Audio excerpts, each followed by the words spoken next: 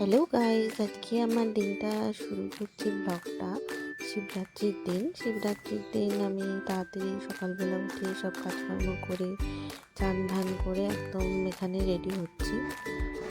তোমরা দেখতেই পাচ্ছ একদম খুবই সকালবেলা আমি আজকে কাজকর্ম সব সেরে নিয়েছিলাম।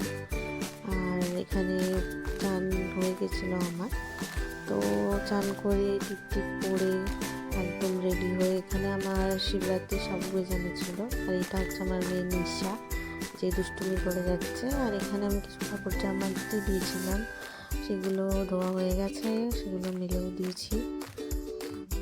তো তোমরা কিভাবে তোমাদের শিবরাত্রির দিনটা কাটালে আমার সাথে অবশ্যই শেয়ার করো। এটা আমার ঘরের একটা কুইক লুক দেখিয়ে দিলাম।